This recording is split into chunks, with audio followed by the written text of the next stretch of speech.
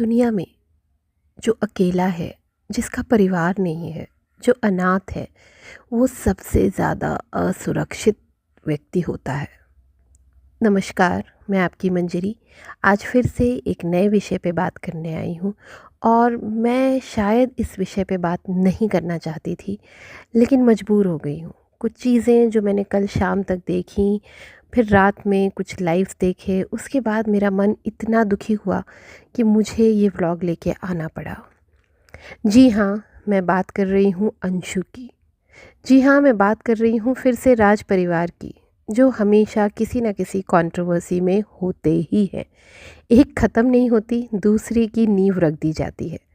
शायद ऐसा ही कुछ अंशु के साथ भी हुआ है। पहले मेरे उन नए सब्सक्राइबर्स को या उन लोगों को जिन्हें ये पता नहीं है कि अंशु कौन है, उसका बैकग्राउंड क्या है, और जो पीछे जाके व्लॉग्स देख के नहीं टाइम वेस्ट करना चाहते हैं, उनके लिए एक छोटा सा, कहते हैं ना, प्रेसी फॉर्म में या छोटा सा एक शॉर्ट फॉर्म में मैं उनको बताना चाहती हूँ कि अंशु कौन है। अंशु एक अनाथ लड़की है जिसके माँ, बाप और भाई यानी कि पूरा परिवार किसी न किसी हादसे में इस दुनिया से चले गए हैं। अंशु का अफेयर था शुभम जी से, और उन्होंने ही ये शादी की बात रखी अंशु से। और जब अंशु की शादी की बात चली तो उनके ससुराल पक्ष का ये कहना था कि उनका बेटा है और उन्हें बहुत अच्छे से शादी करनी है और उन्हें कोई परिवार चाहिए जो परिवार अंशु के साथ अंशु का कन्यादान कर सके, अंशु का पीहर मायका बन सके।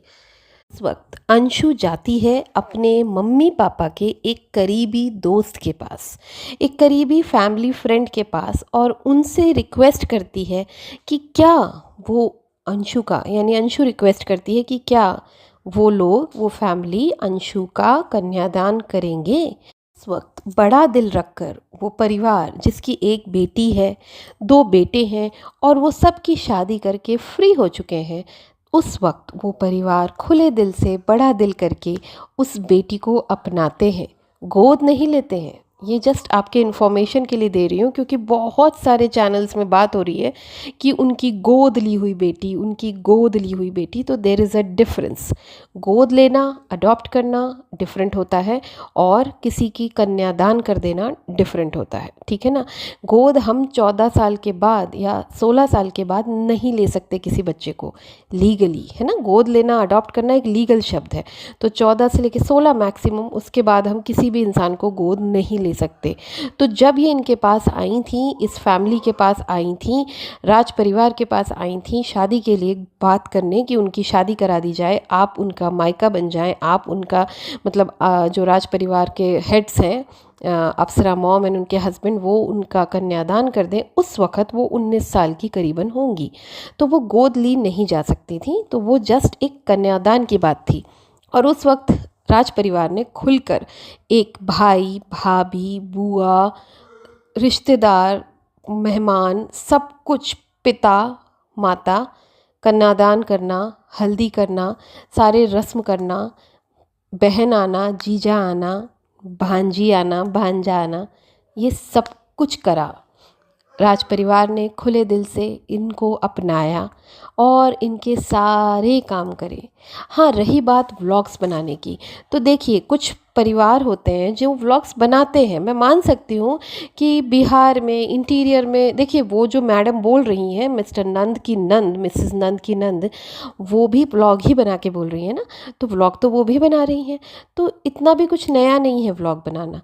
और उनके परिवार में तो करीबन 4 साल से हर चीज़ व्लॉग पर है। अभी इतना ड्रामा हुआ, सब कुछ वीडियो व्लॉग पे हुआ, है ना। उनके बेटे ने तो, उनके बड़े बेटे ने तो सो के साइड जाने का काम भी व्लॉग में ही करा, लाइव में आके। तो आप ये कैसे कह सकते हैं कि वो, अगर अपनी एक लड़की को लेते हैं, घर में रखते हैं और उसको, उसका कन्यादान करते हैं या उसकी शादी कराते हैं, तो वो नहीं दिखाएंगे वीडियो में? ये सोचना ही गलत है। दूसरी बात, अगर आप लोगों को कोई भी ऐतराज़ था इन चीज़ों से, तो आपको तो अच्छे से पता था कि वो लोग व्लॉगर हैं, व्लॉगिंग फैमिली है, पूरी फैमिली, माँ से लेके छोटे बेटे से लेके बहू तक, सब व्लॉगिंग करते हैं। तो आपको अपनी होने वाली बहू को कहना चाहिए था कि उस परिवार में मत जाओ शादी कराने, है ना।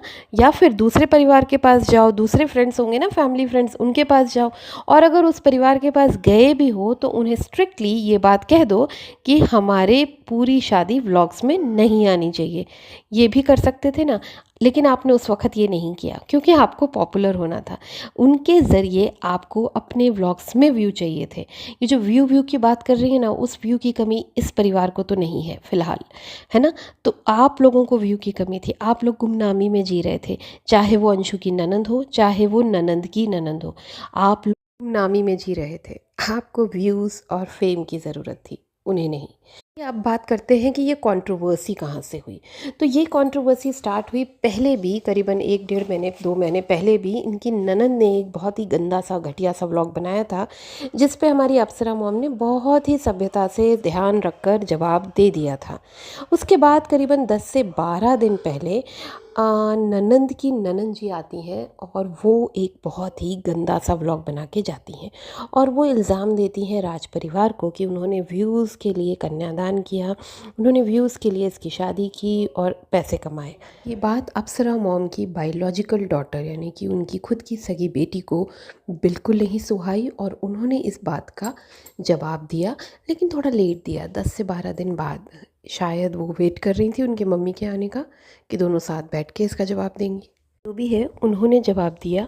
और जब शुचि जी ने जवाब दिया, पूजा जी ने जब जवाब दिया, तो उनके मतलब रिप्लाई में फिर अंशु जी ने जवाब दिया, उनकी ननंद ने जवाब दिया, ननंद की ननंद ने जवाब दिया, उनके पति ने भी बोला और बहुत सारी चीज़ें ना मिक्स हो गई और एक कंट्रोवर्सी का रूप ले लिया।